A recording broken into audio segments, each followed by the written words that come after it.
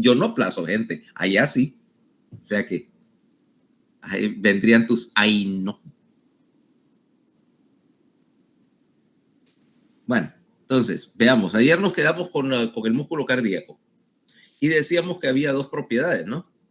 Primero, lo de la automaticidad del músculo y segundo, el hecho de que la señal de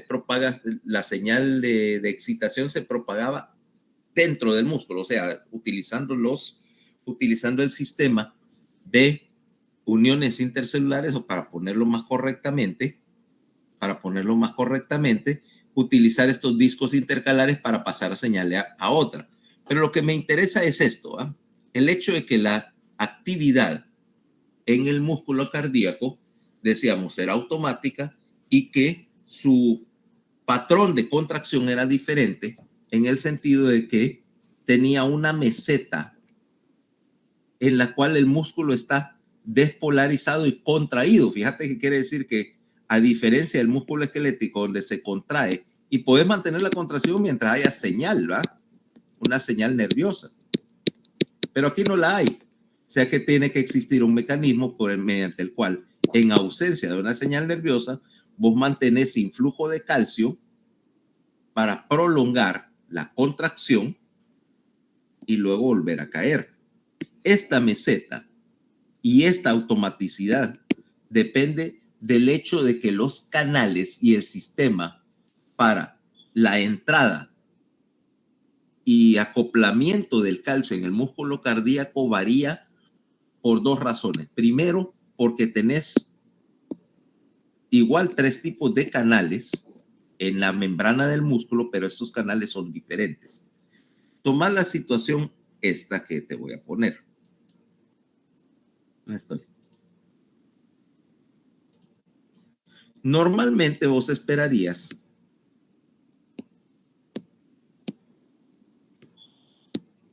que el voltaje, aquí vamos a tener 0 menos 20. Acuérdate, este es el voltaje medido en una célula X. 0, 10, 20, 30, 40, 50, 60, 70, 80, etcétera. En el músculo esquelético, vamos a ponerlo en negro, vos tenés el músculo corriendo a más 70 en reposo y el voltaje de membrana se mantiene en más 70 hasta que yo no le mande una señal a través del nervio para encenderlo, ¿correcto? Y cuando mande la señal, la despolarización es rápida y se va a repolarizar también rápidamente.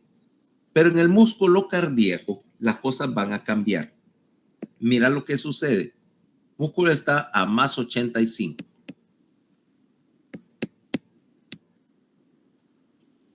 Pero prontamente yo veo que el músculo empieza a bajar y a bajar.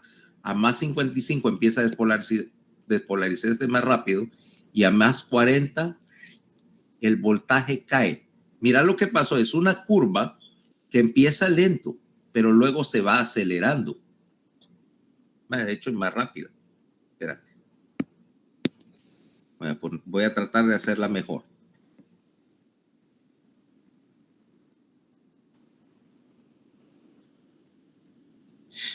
Y luego se mantiene despolarizado más tiempo y luego empieza a rampear otra vez su voltaje para arriba. Mira, 3 eventos.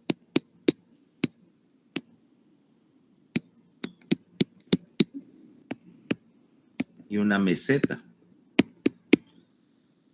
Si vos me preguntas por qué esto se mira al revés de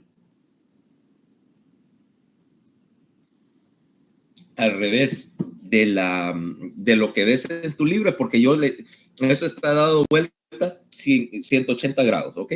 Yo estoy midiendo los voltajes afuera. Los fisiólogos aparentemente ponen su referencia afuera y leen los voltajes de adentro, pero solo dale vuelta. Ahora, ¿por qué? porque aquí es donde entra la diferencia. En primer lugar, ¿qué es lo que tendrías acá manteniendo el voltaje en la membrana del músculo esquelético? Un canal de sodio, que es hermético. Mientras que acá, el canal de sodio es poroso. Poroso quiere decir que la membrana en el músculo esquelético debería ser o es impermeable al sodio. O sea que a menos que yo abra los canales no puede haber reentrada de sodio a la célula. Mientras que en el músculo cardíaco, el primer canal, el canal rápido de sodio, deja que lentamente se vuelva a meter sodio a la célula. O sea, no, por así decirlo, no cierra del todo. ¿Ok? No cierra del todo. Por lo tanto, hay una fuga, por así decirlo, de sodio hacia la célula. Eso hace que el voltaje de membrana, que originalmente estaba en 85, empiece a bajar. Y tener dos canales acá involucrados. Una vez que entraste, que empezó a entrar voltaje, la célula se está despolarizando lentamente. Y tener dos canales adicionales metidos ahí. Uno es el canal de calcio-sodio y el canal cardíaco de calcio-sodio también es diferente, en el sentido de que se va a activar a más 55 voltios y se va a activar así, dejando que entre suficiente calcio para iniciar la contracción y para bajar el voltaje lo suficiente, de tal manera que a más 40 milivoltios, número crítico acá, más 40, vayas a tener suficiente despolarización para abrir el canal lento de calcio o canal de rianodina. Entonces aquí volvemos a nuestro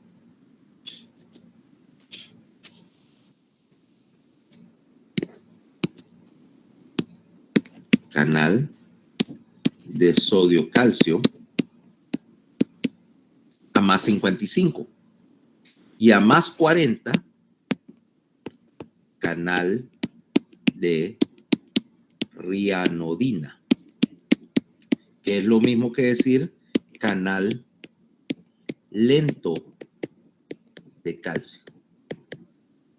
Una vez que se abre el canal de calcio lentamente, vas a tener un influjo grande de sodio. Fíjate que es lento para abrir y lento para cerrar, cosa que después me va a ayudar.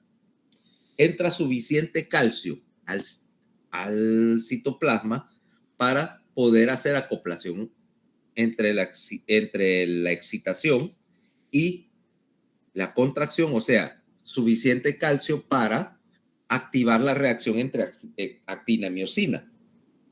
Con una diferencia. Otra vez, la segunda diferencia que tenés acá es que en el músculo cardíaco sí tenés un sistema de transporte de calcio, o sea, tener retículo sarcoplásmico, pero en proporción. El retículo sarcoplásmico, las cisternas son más delgadas, o sea, como son más delgadas, almacenan menos calcio. Y vos dirías, bueno, ¿eso qué tiene que ver? En principio, si yo tuviera solo el retículo sarcoplásmico, igual que el músculo esquelético, para proveer el calcio, no hay suficiente calcio ahí como para poder hacer una contracción que tenga que tenga la suficiente fuerza. Pero, y por supuesto tampoco tengo calcio suficiente para hacer variabilidad en la contracción. Acordate que aquí el músculo cardíaco yo tengo que regular cuánta fuerza estoy generando con cada contracción del músculo. Eso quiere decir que tengo que tener calcio suficiente y un mecanismo variable, fíjate bien, para dejar entrar más calcio si quiero más contractilidad o menos calcio si quiero reducirlo. Y aquí es donde entra una particularidad. Los canales de rianodina en el músculo cardíaco son regulables. Su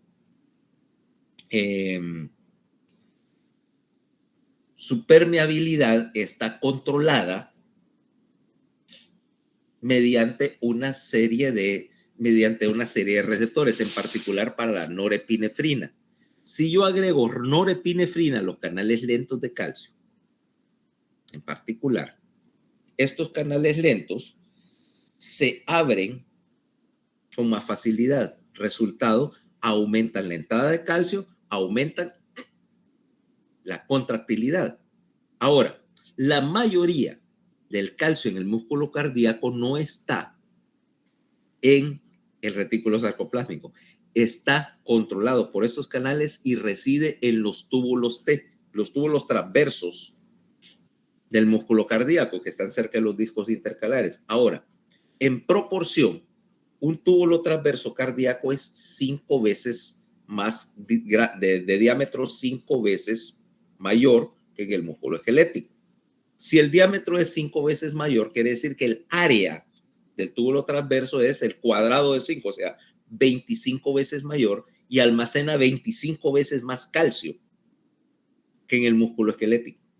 Resultado, yo tengo calcio en el retículo sarcoplásmico para iniciar la contracción y calcio en el túbulo transverso como reserva de calcio para regular la fuerza de la contracción. ¿Ok? O sea que ahora ya tengo un mecanismo controlable para la fuerza. Primera diferencia resuelta. O sea, cómo hacer que el músculo se contraiga solo con un canal poroso que periódicamente está dejando entrar suficiente sodio para arrancar la contracción sin necesidad de una señal externa. El solito sencillamente, mira, carga y el solito descarga y ¡taca! Se activa. Vuelve a cargar y se descarga y empieza a descargarse lentamente hasta que ¡taca! Se dispara. O sea, es como un mecanismo de muelle, pues está cargando y el solito cae. Vuelve a cargar, cae. Ahora, eso no me explica la meseta, ¿verdad? La meseta es otro punto interesante acá. Para mantener la contracción, yo tengo que mantener esta meseta. ¿Okay? Vamos a quitar algunas cosas. Espérate. ¿Qué estoy haciendo? Quitemos un poquito del sucio acá.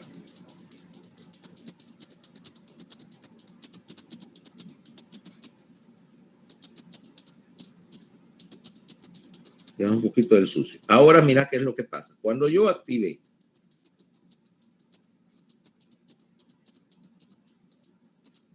aquí, cuando yo activé todo este sistema de canales de calcio y logré la contracción, en este punto de la despolarización pasa una cosa. También tengo un canal diferente acá que es el canal de potasio. Normalmente para que se repolarizara el músculo cardíaco, o sea, tendrías que tener esto normalmente, ¿no? Así, y eso depende de que la ATPasa saque sodio en intercambio por potasio, correcto. Ese es el principio de la repolarización.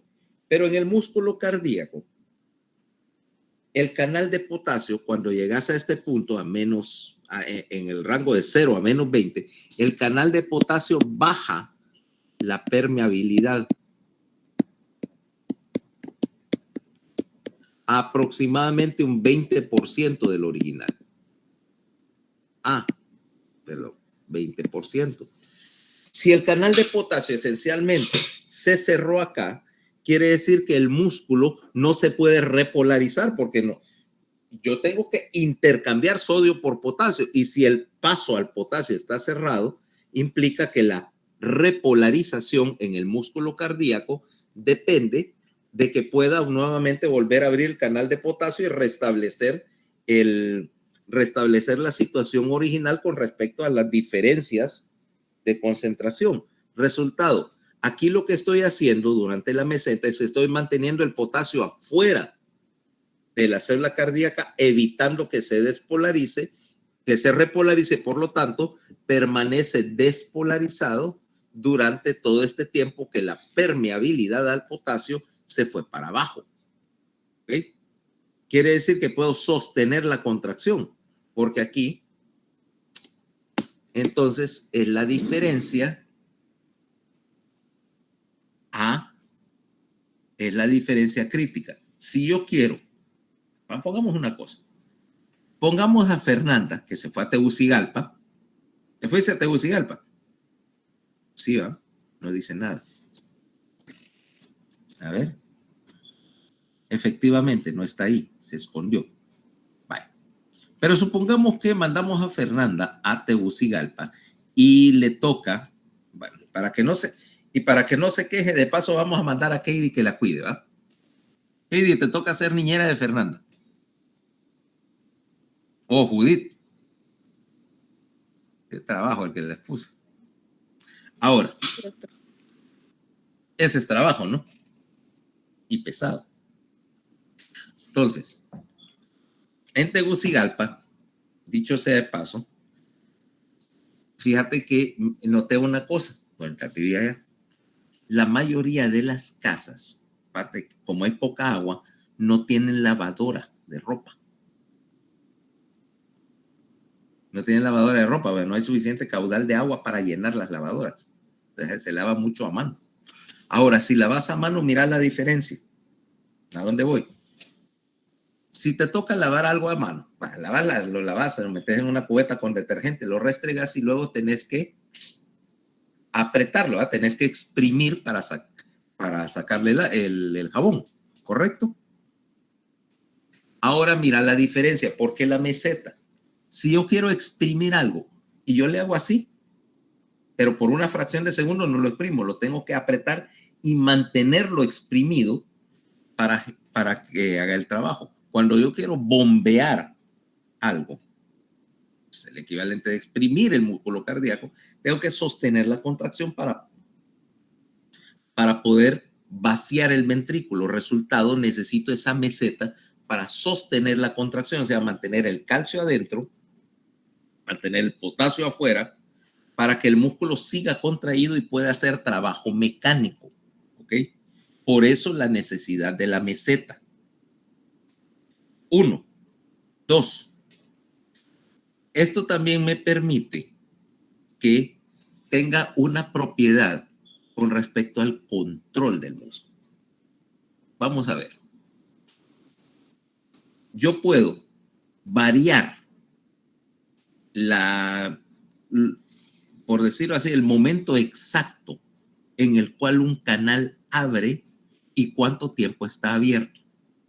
Si yo tengo un canal que es relativamente lento para reaccionar, entonces tendría un canal, o una célula que tenga una meseta larga, o sea que está contraída un tiempo prolongado. Si el canal reacciona más rápido y cambia su permeabilidad más rápido, la meseta se acorta y por lo tanto es una célula que se contrae rápido pero se relaja más rápido. O sea que yo puedo jugar con este canal y regular entonces cosas como la contractilidad. 2, puedo hacer un truquito similar, con el canal para el sodio. ¿Qué tal si yo tengo un canal de sodio que es muy poroso y que entonces el voltaje de la membrana polarizada, repolarizada, cae rápidamente y se dispara? Si yo tengo un canal de sodio más rápido que otro, quiere decir que, o más poroso que el otro, quiere decir que este ciclo de despolarización y repolarización va a ocurrir a una frecuencia determinada por el canal. Y entonces ahora, ese canal poroso implica una célula que está repitiendo este ciclo rápidamente. Tran, tran, tran, tran, tran, tran. Mientras que si yo pongo un canal más impermeable, o sea, que reacciona más despacio, ese ciclo de repolarización va a ocurrir más lento. Quiere decir que cambiando el canal, yo cambio ¿cómo se diría esto? El automatismo intrínseco en la célula, de tal manera que canales de características específicas o una variedad específica de canal me da una frecuencia específica a la cual este corazón va a despolarizarse. Y de hecho pudiera tener varios tipos contrayéndose a diferentes frecuencias y que me den la base para algo que vamos a ver más adelante, que es el principio de sobremarcha para regular y sincronizar todo el corazón. ¿Ok? Es interesante la cosa, ¿no? Ahora la cuestión es si está comprensible. ¿Me han entendido todo esto?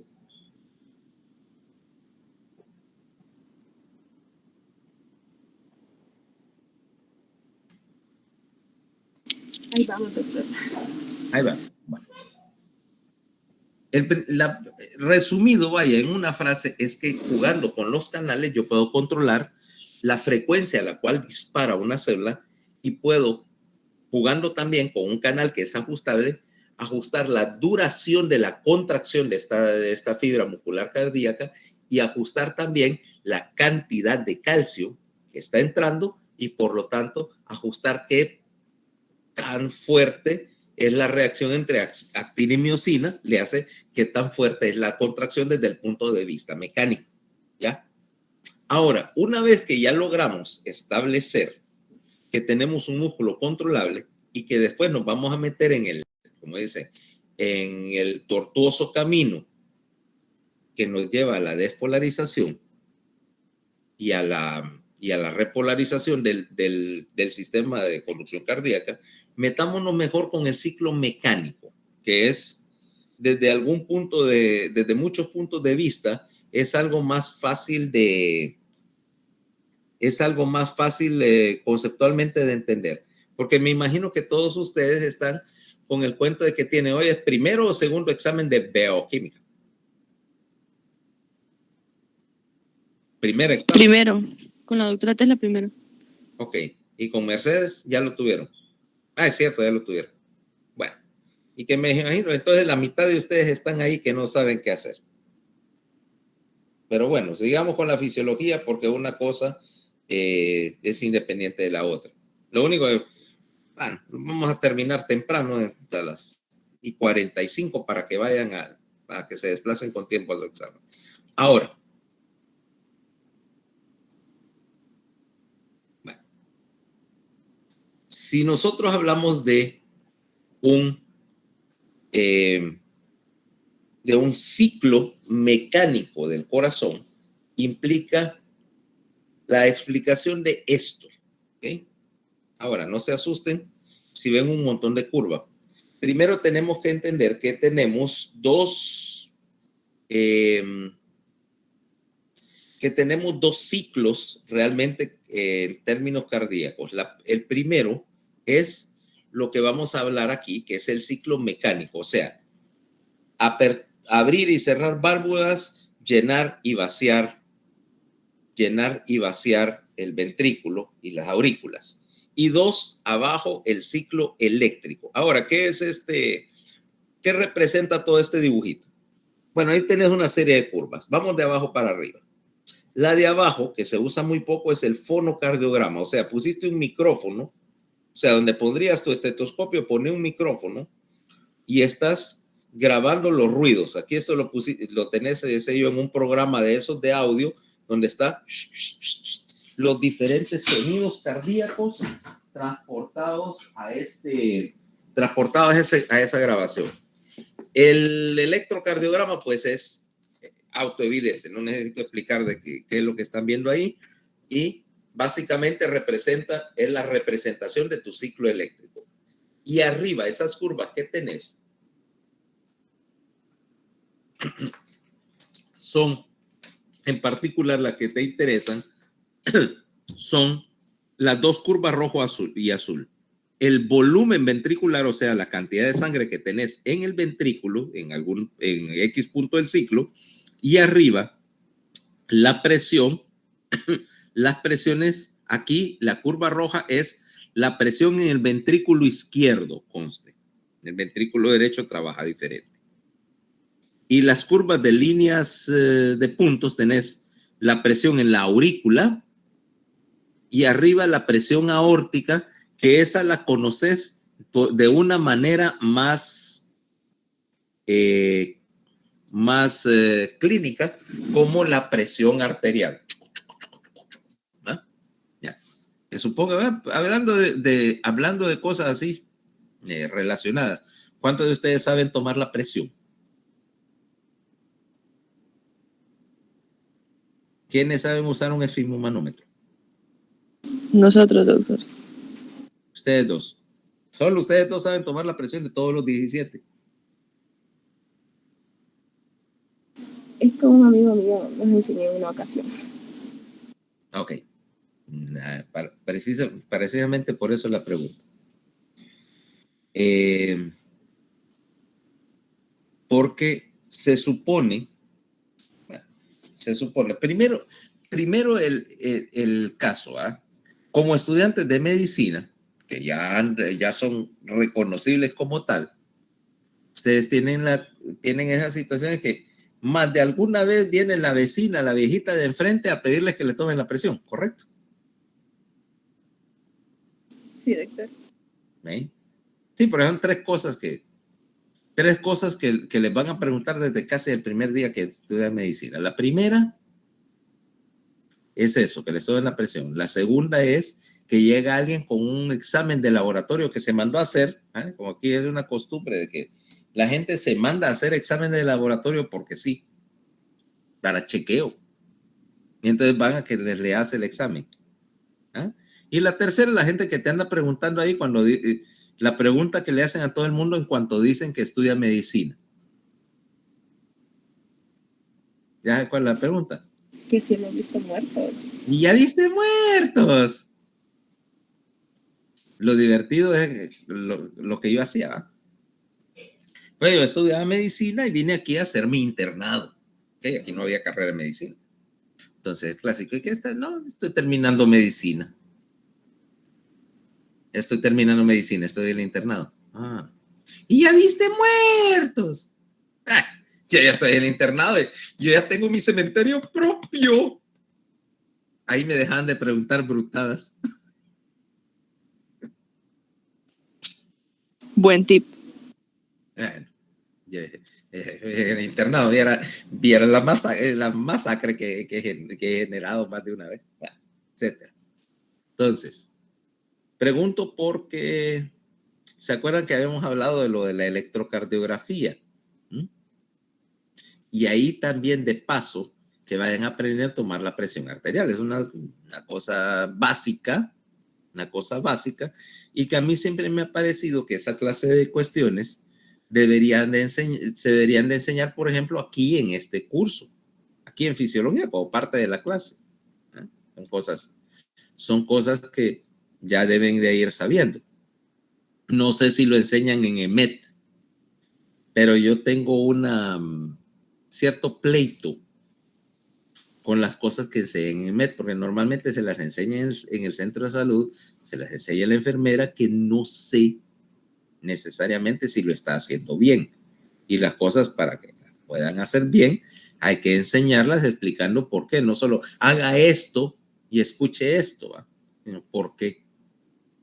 Sino por qué pasan las cosas. Porque así, si organizo este asunto de leer electrocardiogramas, también vamos a leer la presión. ¿Quiénes tienen esfigmomanómetro?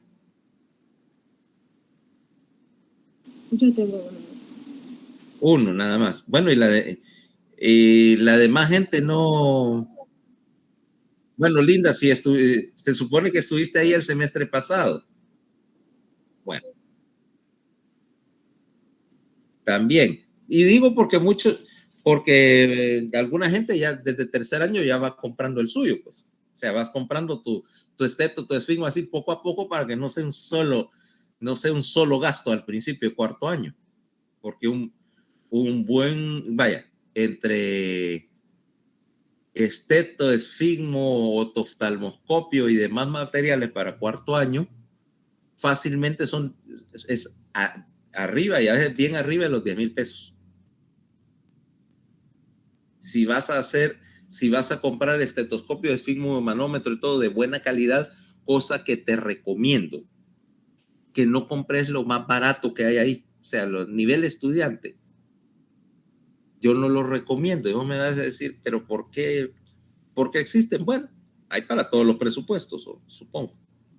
Pero el problema es que, número uno, no son de buena calidad, quiere decir que no duran, Y número dos, para cosas como los estetoscopios son hasta cierto punto como los instrumentos musicales. ¿Mm? Doctor, ¿y qué ¿Sí? marcas recomienda usted? Porque, por ejemplo, el esteta es como Littmann, pero Littmann. el oxímetro y los demás.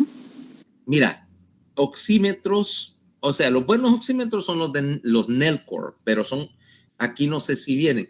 Mira, el oxímetro es el que menos te debe preocupar. Es un signo vital, de acuerdo, pero esos oxímetros genéricos chinos todos son iguales, ¿ok? Ahí no hay uno mejor que el otro. Sí hay de mejor calidad de otras marcas, pero ese no. Ahora, un estetoscopio, para mí el mejor sigue siendo el Littmann, ¿ok? Sigue siendo el Littmann. Y hay uno que yo no recomiendo, que son los estilos Rapaport, que tienen dos cabezas, así como unos discos que la membrana es transparente, ya sabes, dos diafragmas y que se dan vueltas así. Esos no duran. Invariablemente se arruinan. ¿Ok? Un Littmann el más caro, que es el Master, te va a costar como, bueno, hay uno más caro, que es el electrónico, pero ese no tiene yo no le hallo mucha gracia a un electrónico. Un Littmann Master te debe costar como 7,000 pesos, pero en buena ley te debe durar. Yo tuve uno que me duró 25 años, ¿ok? Y se arruinó porque mi esposa lo agarró y esta destruye todo, ¿ok? Y antes de eso, cuando era estudiante, usaba un Littmann Cardiology, lo compré en tercer año y me duró hasta que me lo robaron en la residencia, vaya. Lo dejé por descuido en un lugar visible y alguien se lo llevó, pero no falla. ¿Okay? Bien cuidados. Entonces, otoftalmoscopios, cómprate un Welch-Allyn o cómprate el otro bueno es un alemán que se llama Riester. ¿Okay? Te va a costar 10,000 pesos, pero si lo cuidas, probablemente te va a durar toda la carrera, e incluso cuando lo cambias, tal vez ya cuando pongas tu oficina y vas a comprar uno de esos de pared, que por cierto, ya eso es una inversión mayor, porque eso es ya cuando tenés tu oficina propia. Esfigmomanómetros, el de Tyco o el de Welch-Allyn son decentes, ¿ok? Hay unos de Esculap muy buenos. Evita los esfigmomanómetros chinos, anda a dar por 1,000 empiras o algo así, los baratos, porque generalmente la parte de hule, aunque es reemplazable, se daña y se descalibra. Por cierto, si el manómetro dice certificado o calibrado, esos no tienen problema, pero esos chinos hay que calibrarlos y recalibrarlos, pierden el cero. Y del cero voy a mencionar ahorita, precisamente por eso. ¿Ok? En general, si puedes ir comprando lo mejor lo de mejor calidad, el equipo de mejor calidad que puedas pagar, lo que así, por ejemplo, ahorita en tercero, comprate una cosa. El otro semestre, bueno, comprate otro, de lo mejor que haya. Y comprate algún tipo de maletín médico, ¿ok? Para andar el equipo. Mira, del estereotipo del médico que andaba aquellos maletincitos, ¿sí? Que no son chiquitos, no eran chiquitos, un maletín de médico famoso, ¿va? Del estereotipo. Esos no son puramente por lucir, son para proteger el equipo. Acordate, en la época en que los médicos hacían visitas a domicilio, que no solo andaban eso, se andaban sus jeringas y su equipo, sus martillos, todo el aparataje, su equipo de cirugía menor, aquel maletín era para protegerlos. Y desgraciadamente cuesta un poco encontrar esos, pero son mucho mejor. Y te voy a recomendar una cosa: si vas a andar equipo de esos caros en la mochila, búscate, no sé, una mochila blindada, vaya. Pero si lo andas cargando y rebotando en la mochila, no te van a durar.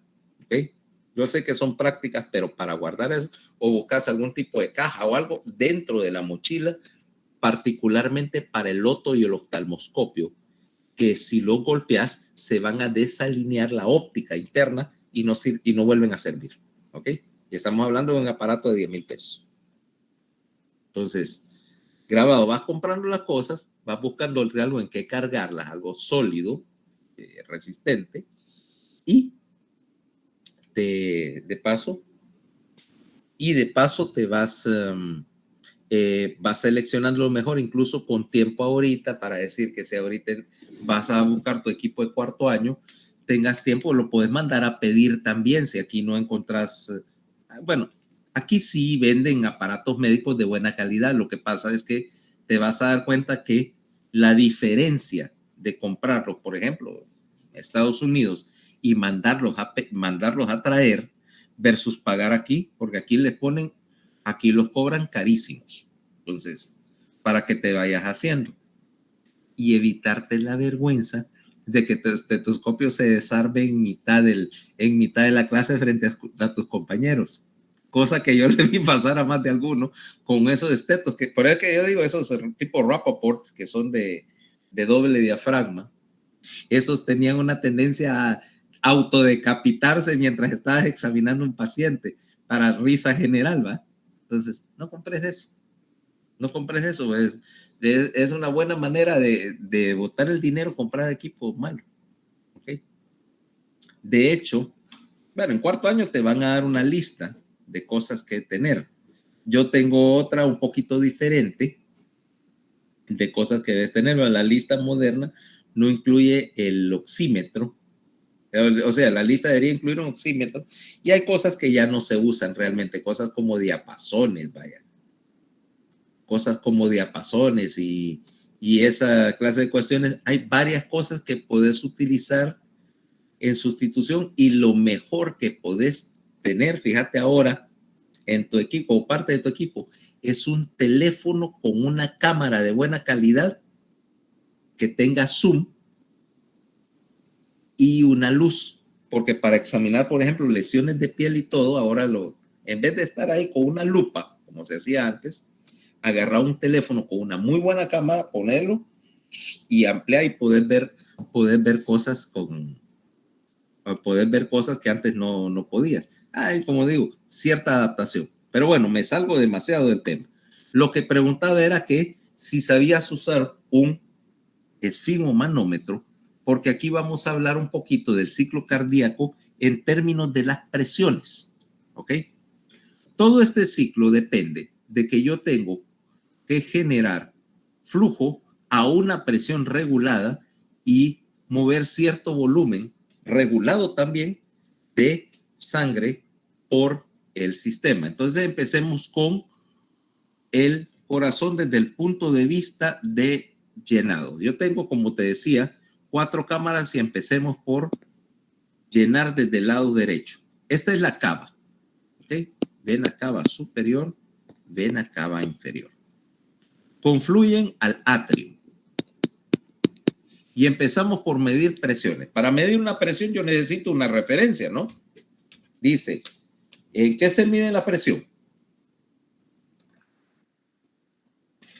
Milímetros de mercurio. Milímetros de mercurio.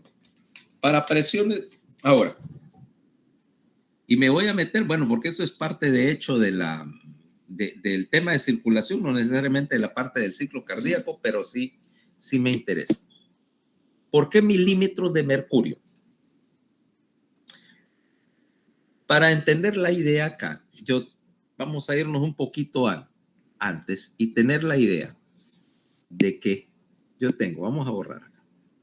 Yo tengo un aparato acá, este es mi manómetro de presión. Aquí tengo 0 y aquí tengo 20, 40, 60, 80, etcétera, ¿va?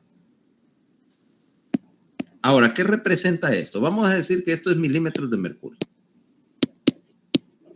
En principio, yo tengo acá un contenedor y aquí tengo una columna de vidrio llena de mercurio, ¿va? Llena de mercurio. Si yo conecto esta tubería a cualquier fuente de presión,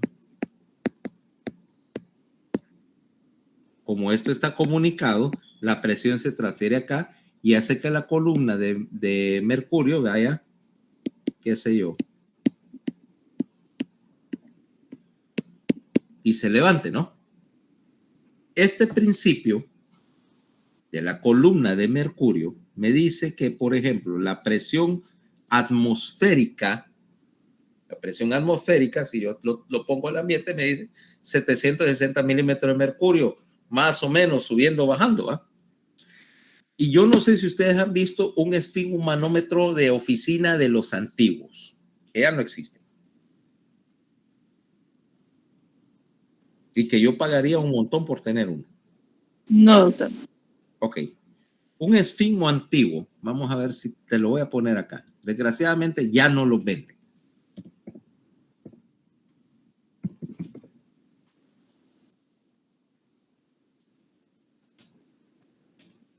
Estos, mira, un esfigmomanómetro de mercurio. El que ustedes usan es uno de estos, ¿va?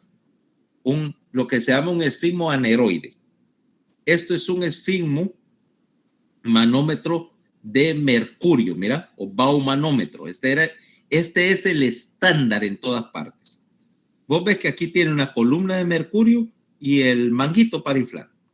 Cuando yo inflo acá, la presión sube dentro del manguito, se transmite acá y es movido, o sea, mueve esta columna de mercurio que es la que vos lees. Nunca habías visto uno de esos. No, doctor. Ok. Ahora, como esa columna de mercurio dice, entonces, si yo le inflo la presión, no sé, tantos milímetros sube la columna, entonces medís milímetros de mercurio. Por eso viene la frase de milímetros de mercurio. ¿Ok? Y como el peso del mercurio es constante, vaya, porque eso es una propiedad física, ese esfigmo está calibrado automáticamente, o sea, está calibrado por las mismas leyes de la física. Por eso es que yo quiero uno, porque ese es el estándar de oro para medir presión arterial. O sea, si me dice 10 milímetros de mercurio, son 10 milímetros de mercurio. ¿Ok? Independientemente de todo lo demás, pero los que ustedes utilizan, los aneroides, esos en la fábrica se calibran contra uno de esos, o sea, para la escala, que si te marca 10 milímetros en el reloj del esfigmomanómetro, sean 10 milímetros en la columna de mercurio. Por eso te digo, calibrar un esfigmo contra uno conocido, uno que sea de precisión conocida. Entonces, de ahí viene la frase milímetros de mercurio. O sea, se usa mercurio porque es denso y es práctico, ¿va? O se usaba porque ahora por la toxicidad ya no lo venden. Pudieras utilizar otra unidad que también es centímetros de agua.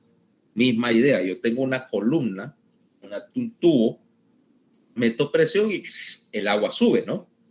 Dependiendo de la presión, y yo lo calibro. Aquí, obviamente, en centímetros de agua, porque milímetros de agua es una unidad muy pequeña. De hecho, vamos a decir, para ser científicamente correctos, que un milímetro de mercurio es igual a 13.7 milímetros de agua, o lo mismo que decir 1.37 centímetros de agua, ¿ok? Y esto está determinado por la densidad o el peso del mercurio, ¿eh? Es una ley física. Entonces, volviendo a la idea, me avisan cuando falten 10, vaya, para que se vayan a su examen, los que van al examen de Tesla. Ok, ahora tengo las dos venas cavas.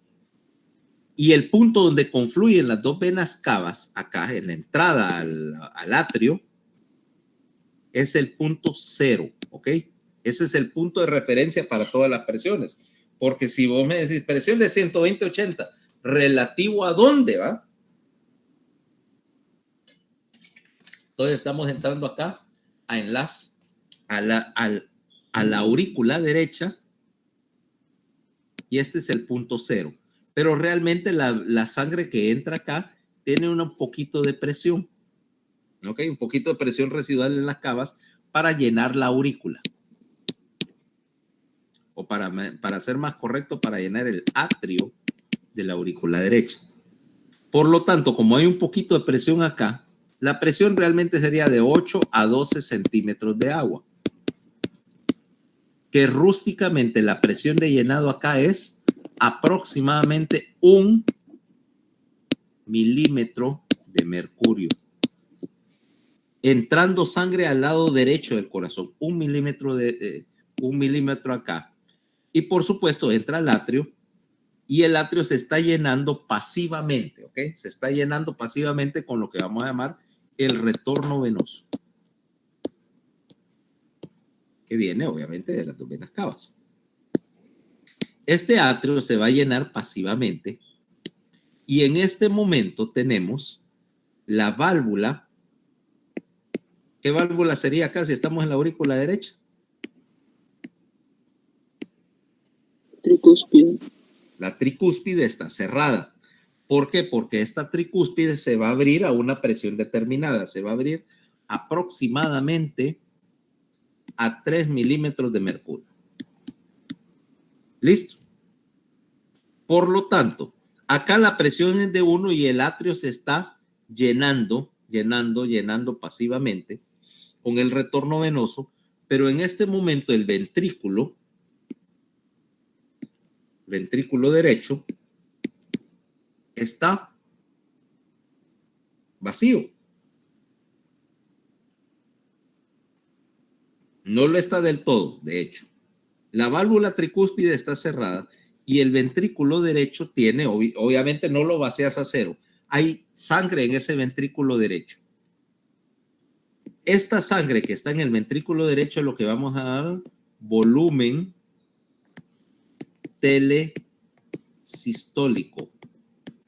O sea, lo que quedó en el ventrículo al final de la sístole. ¿Sí? ¿Me va siguiendo? El volumen telesistólico. Para ponértelo, estamos... A ver, no, ese solo es el ventrículo.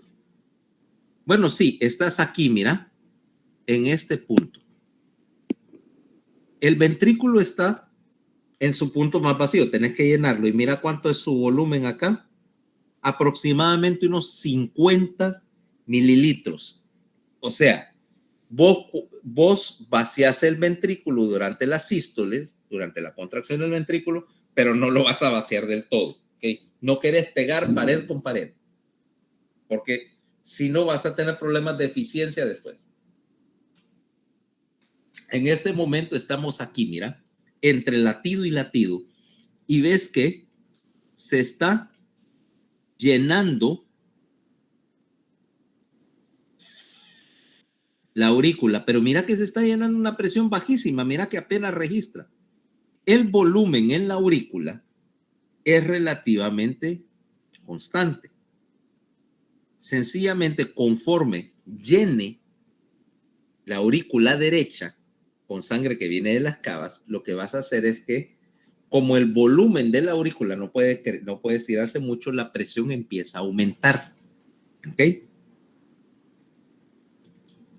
Al aumentar la presión, ¿dónde estoy? Al aumentar la presión acá, va a empezar a pasar de 1, llenar aproximadamente a 3 milímetros de mercurio. A los 3 milímetros de mercurio vencer la resistencia y la aurícula empieza a llenar el ventrículo. O sea que el volumen ventricular va a empezar a subir. Resultado, vos estás tratando de llenar el ventrículo acá. Y la presión se está manteniendo en 3. Y todo vendría bien hasta ahí. Y decir, ok, el ventrículo se llena pasivamente. Pero el problema es que si yo lleno pasivamente el ventrículo, no estoy aprovechando toda la capacidad de él. O sea que en la última fase del llenado ventricular, yo tengo que, de alguna manera, generar presión, o sea, presurizar la aurícula para tratar de empaquetar la mayor cantidad de volumen a ese ventrículo, o sea, llenarlo lo más posible y llevarlo a lo que llamamos volumen telediastólico. Volumen telediastólico es lo que vas a ver acá, mira, el volumen máximo de sangre que puede agarrar el ventrículo y estás acá. Volumen telediastólico del ventrículo que anda alrededor de unos 120 mililitros. Estamos hablando en reposo, ¿ok? Y este volumen telesistólico que es de rústicamente unos 50 mililitros. Quiere decir que si lleno tiene 120 cc, ¿okay? Puesto de esta manera. Si esto tiene ahorita, ¿cuánto? Unos 100 cc de refresco y lleno tiene 1500. Este sería el volumen máximo, 1500 sería el equivalente del volumen telediastólico. Mientras que cuando lo vacié, dice su volumen telesistólico es de 100. Yo no vacié completamente la botella, quedó un poquito. Lo mismo está sucediendo ahí. La diferencia entre esos dos es la cantidad que vas a enviar por latido. Y después tocaremos eso. Pero el problema es que si solo lleno pasivamente este refresco, esta botella de refresco, lo podría llenar hasta aquí tal vez.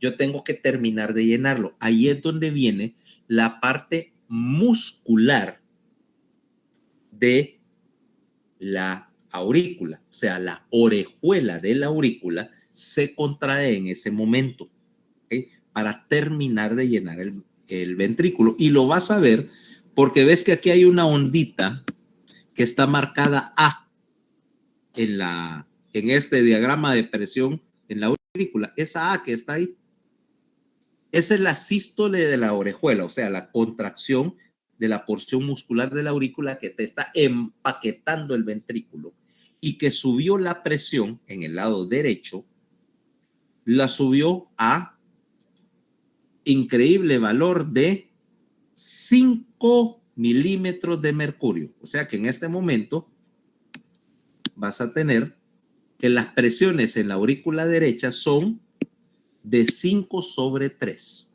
¿ok? Milímetros de mercurio. La máxima presión que puede generar con el poquito de músculo son esos 5 milímetros de mercurio. Ahora, vamos a expresar entonces presión auricular derecha, pues 5/3. Pero esos 5 son críticos, son lo que llamamos la patada auricular. Y esa patada auricular me representa aproximadamente el 20% del llenado del ventrículo. Quiere decir que si la aurícula no se contrajera y fuera pasiva, tu ventrículo solo podría llenarlo al 80% de la capacidad que tiene para generar. Y el problema con decir, bueno, ¿y qué pasa si yo lo lleno 80%? ¿Te pasaría algo, Judith, si trabajaras a 80% de tu capacidad cardíaca?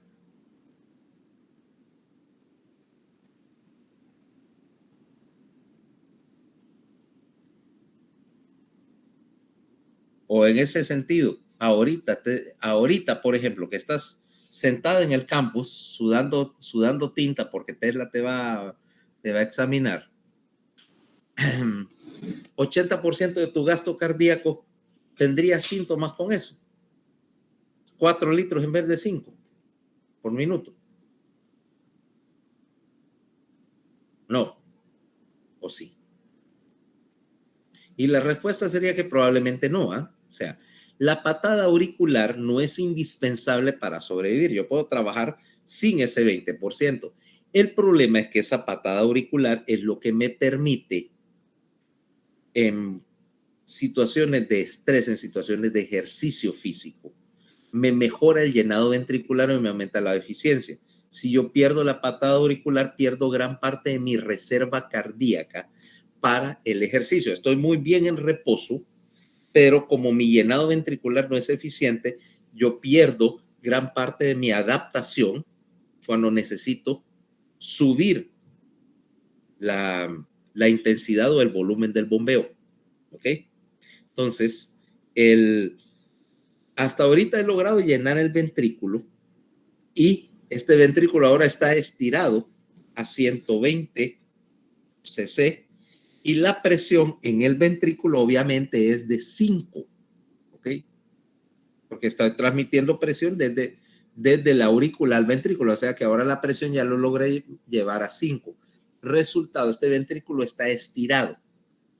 Ahora, este ventrículo no solo es músculo, también hay fibra elástica.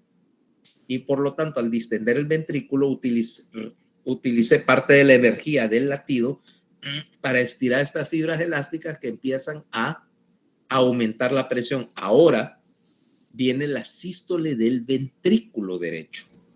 Y el ventrículo derecho empieza a contraerse. Al contraerse, obviamente va a aumentar la presión.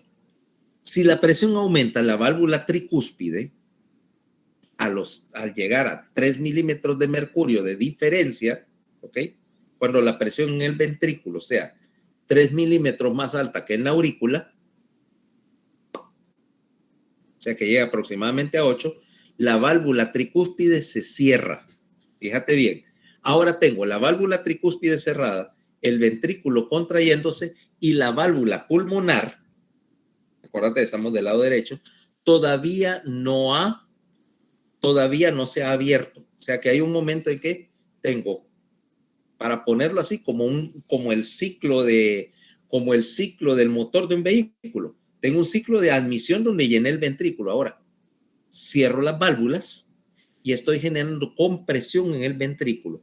En esa fase del ventrículo estás, como todas las válvulas están cerradas, sencillamente estás apretando y estás aumentando la presión, pero el volumen dentro del ventrículo no está cambiando porque no tiene a dónde salir. Por lo tanto, esa fase es lo que se llama contracción isovolumétrica del ventrículo. Estás en este punto, mira, contracción isovolumétrica y la presión en el ventrículo empieza a subir. En algún momento esa presión va a ser suficiente para abrir la válvula pulmonar. O sea, se abre la válvula pulmonar y podés empezar a empujar sangre hacia fuera. Pero ¿saben qué? Bueno, son las 9:50. ¿Quiénes van a clase? ¿Cuántos van a examen con Tesla? ¿O ya se fueron? No, aquí estamos. Pero es que mi micrófono se arruinó. ¿Quién es ese? ¿Fernanda? Judith. No, Judith. Ah, bueno. Todo para examen hoy. Ah, apareció Fernanda. Aquí está, donde se escondió. Bueno, vayan a examen. Suerte. Mañana Gracias. nos vemos, Doc. Ok, bye.